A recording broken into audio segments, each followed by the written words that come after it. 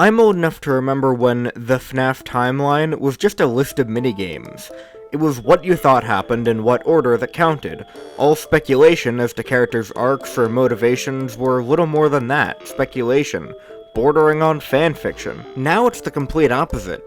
Character motivation and cause and effect are the primary lens through which the timeline is viewed, and actual chronological order, while nobody outright ignores it, takes second place, to the point where game theory can't go 5 seconds without accidentally creating a paradox, and I can't go 5 seconds without complaining about it. So this time, we're gonna go back to basics. What's the first death in the FNaF timeline? First is a relative term, so let's start with something solid, the bite victim's death. The bite of 83 happens in, 1983. You knew that. Let's figure out what happened before or after. As per my last video, I now believe that the MCI happened in 1985, which means it doesn't happen before 1983 because that's how linear time works, so we don't need to dwell on that. Let's instead look at Elizabeth, or as she was known in FNaF 4, the crying child's unidentified sister. It was game theory that popularized the argument that because this girl's room is empty, the sister who it belongs to must, at some point in this timeline, be dead. But no, that's actually not what that means. She's just not in her room. I get that MatPat spends a combined 90% of his time recording voiceover in his closet and slam-fucking his wife, but just because somebody isn't currently in their bedroom doesn't mean they're not alive anymore. This is, and always was, a silly argument. And I can counter it. William is neglectful of his son in FNaF 4 and overprotective of his daughter in Sister Location, and I think it makes sense for him to be neglectful, then learn his lesson, rather than be overprotective and then despondent. Something had to take him from building baby just for Elizabeth to not wanting Elizabeth anywhere near the bitch, either because he thought, oh nards, these animatronics are dangerous, or, oh nards, I can use these robots for necromancy, and the bite of 83 is a perfect candidate for either or both. It also doesn't make sense from Michael's perspective to say his sister died because an animatronic ate her, and then still think it'd be a really funny prank to shove his brother's head into Fredbear's mouth. So I'm going to put Elizabeth's death safely after the bite of 83. Hand Unit has a famous quote about how, after Freddy's closed down, a new stage was set for another contender in children's entertainment. This quote, taken out of its proper context, seems like it's unclear whether it's talking about Circus Baby's Entertainment and Rental, where Sister Location takes place, or Circus Baby's Pizza World, the earlier restaurant that was only open for one day when Elizabeth died. However, if we actually look at more than one sentence, Hand Unit immediately after this line starts talking about entertainment and rental and how it operates. Meaning, Circus Baby's Pizza World's one-day opening could have happened while Freddy Fazbear's Pizza was still open. We know that the Springlock suit seen in Night 4 of Sister Location was considered too dangerous to be used, which suggests that this is after that failure. Speaking of which, when does that happen in relation to FNaF 4? If that's after the bite of 83 and Elizabeth's death happens after that, then Elizabeth must die after the bite victim. The training tapes make it clear that the MCI happens after the Springlock suits are retired. That's why no one tries to put on Fredbear and notices Cassidy's body. The two understandings of FNaF 4 in relation to the Springlock failure is that it's pre-retirement MCI 85 or post-retirement, MCI 83, with the latter requiring a few extra steps. I won't act like the latter is all that ridiculous, but the former requires fewer assumptions and is what I'm going to be going with. Which puts the Springlock failure, again, after FNaF 4, so that rules out that as being the first death. Man, we don't have anything before the bite of 83 so far. Feels like I just wasted a page of script. Next up is Charlotte's death. This event was always assumed to be at the beginning of the timeline for what I consider to be flimsy reasons. Charlotte, here, possesses the puppet, and the puppet plays a role in the children possessing the other animatronics in Give Gifts, Give Life. However, I would argue that this role is not stuffing the bodies into the suits, which is the only step of the process that needs to happen immediately after the murders. According to the novels, the only reason why the killer was never caught is because the bodies were never found, so it would be greatly ironic for the puppet to stuff the bodies and thus help the killer not be arrested, especially since the killer stuffed the bodies in the novel continuity. Back in the day, it was also asserted that this restaurant was probably Fredbear's, therefore this death happened in the Fredbear's era, not the Freddy's era. But this argument was later debunked by overlapping restaurants and the fact that, I'm pretty sure that's Freddy. Fredbear is the animatronic that Golden Freddy is a ghost projection of. That right there is Freddy. Then FFPS showed us this again, likely because Scott thought this scene needed reanalysis, and the only real material he gave us was what seemed to be either wanted posters or missing child posters, and the framing of the puppet as a security measure, implying crap has already hit the fan in the murder department. Why do we even have a murder department? Finally, the fact that the purple guy kills outside the restaurant instead of luring Charlotte to a back room and stuffing her has been spun both ways. The old argument is that serial killers tend to develop a signature style of killing, and at this point, Purple Guy hasn't yet developed his signature style of luring children to the back room. Except, that's not really a signature, considering he only does that once. Save Them shows William committing a murder right out in the open, so is that also before he developed his signature style? And besides, isn't it possible, if not more reasonable, to assume he's killing outside because he's not allowed inside the building anymore? He's a previous employee, and he's wanted for murder, most likely the source of the posters outside. All of that being said, it's still likely the puppet was possessed before the other animatronics, because it's possessed during FNaF 4 when the missing children are still alive. It's still the best candidate for who delivers the "I will put you back together" speech, especially when Cassidy is eliminated as an option by MCA85, and Imagination and William are ruled out by the existence of FNaF World's clock ending, where this speech is continued in the spirit realm. That said, just because we finally have a character who died before the bite victim, doesn't mean that they're the first death in the timeline. Now, you might be saying, wait, but doesn't Henry's line in the Insanity speech, "A wound first inflicted on me, but then one I let bleed out to cause all of this," in reference to William's victims, meaning Henry's kid, aka Charlotte, must have been the first victim of William? whoa, that did not sound like me. Oh hi, I'm Ghost, FNAF YouTuber, theorist, FNAF book enjoyer. Ah, a ghost! Sorry, I had to. And you should probably address the point I just brought up. The Insanity speech in FFPS says that Henry somehow experienced some sort of wound that was infected onto multiple people, in a dialogue almost completely about William's victims. This would heavily suggest that William's first victim was Charlotte Emily, just like in the novel trilogy. Well, that's easy.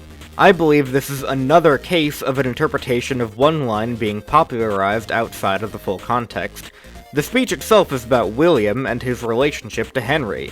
You could easily read this line as saying that, in the series of events between William and Henry, Henry was the first one wounded by the other. Also note that any murder, including the missing children incident for those MCA83 folks out there, taking place in the walls of Henry's restaurant will eventually contribute to it being shut down and gaining a reputation for being a child murder magnet. Next, note that the speech focuses on Molten Freddy being a concoction of spirits of the 5 missing children, notably excluding Henry's daughter, though she is still a part of his plan. We get the line, "He brought them all together," where "them" clearly includes the spirits in the Follow Me minigame, but not Charlotte, followed by, "Are they still aware? I hope not," where "they" presumably refers to the same group it previously referred to. That's typically how pronouns work. And right after this is when he refers to this wound that he's going to undo. He's likely talking about the missing children in terms of it being something William did to hurt Henry. By no means is it impossible to interpret this as him talking about his daughter's death, but that's certainly not the only interpretation considering the surrounding evidence. And wait, while I still have you, could you cover the perspective that Andrew's the first victim, since you believe Andrew is Toysnack? Sure. I don't believe the theory, but I know enough to explain it.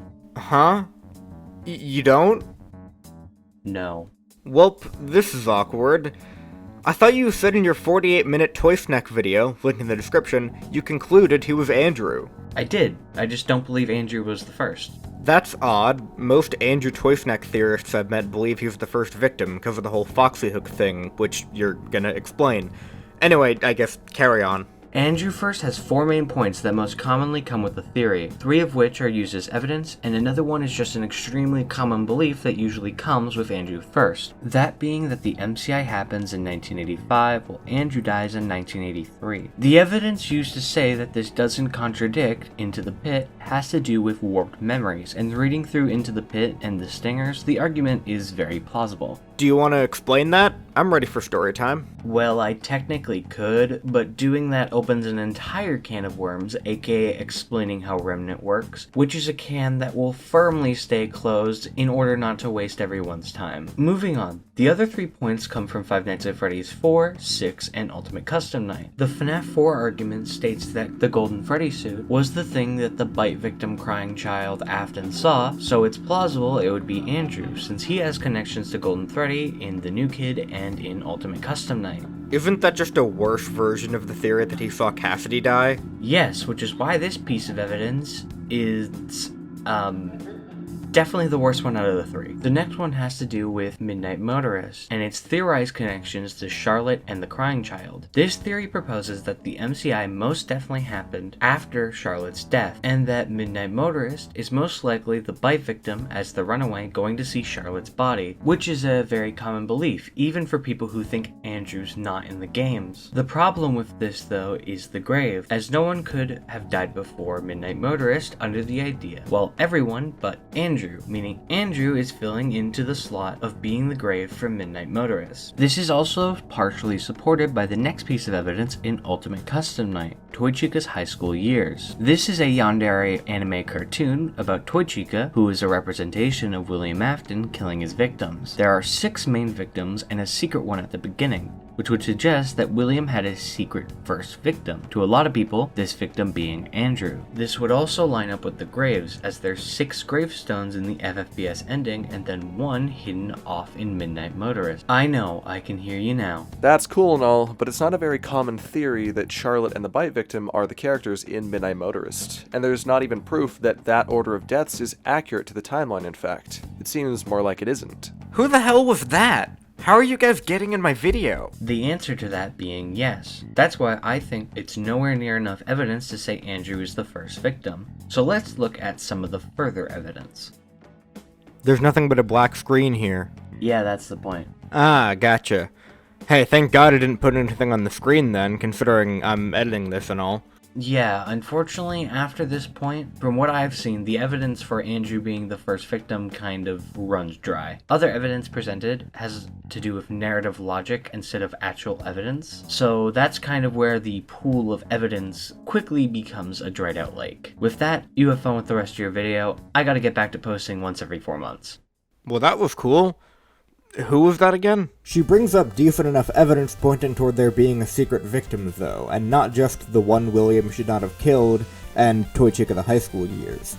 Some theorists trace it as far back as Stage 01, which seems to show a child going missing in a way that doesn't match the other deaths. If they're correct, then from Stage 01 to the kid that the crying child saw go missing that couldn't be anyone else, to the grave that couldn't belong to anyone else, to this all of a sudden important male victim, there's been a character under our noses up until Ultimate Custom Night, which nearly bashes what we've been missing into our faces, and the Frights epilogues would simply make us face that reality. At the moment, I disagree, but the evidence is compelling in my opinion, and if certain elements shake out a certain way, I could see myself believing it. Some theorists, namely the ones who don't want Stitchline games to be true, argue that, yes, there is a secret victim who was introduced in Stage 01 and eventually became the antagonist of Ultimate Custom Night, but they're not Andrew. Yes, they say, Henry's speech means the first death must have been a wound inflicted on him, but that's not a contradiction to the Charlotte post-MCI evidence, because Henry has another child. Therefore, it's Sammy who is the one William shouldn't have killed, and the first victim. Oh, if you're expecting me to debunk that, I don't really have a response. It's not impossible, but it's also so out there that if there are any more likely explanations, those are preferable, and I'm good with my Toysnack theory for now. What is my Toysnack theory? You'll just have to subscribe so you can see when I eventually make a video on Ultimate Custom Night. The Bite of 83 happens in 1983. Elizabeth dies after this. Charlotte dies before this so she can deliver the I'll put you back together speech. And we know that some crime has already happened before this point, given the need for a security puppet and wanted posters. So it looks like our winner is... nobody. Or whoever the hell's death inspired the security puppet. Maybe Sammy, maybe Andrew, probably neither. Actually, Susie's dog could have died before that. Or Mrs. Afton, if she died at all. She could have been the Springlock failure victim. Yeah, I'm gonna be honest, I still have no idea who the first victim is. I hope you guys enjoyed this extremely useless video. Like and subscribe, obviously. And congrats to me for going this entire video without mentioning Susie's I am the first line. Turns out, wasn't really relevant at any point.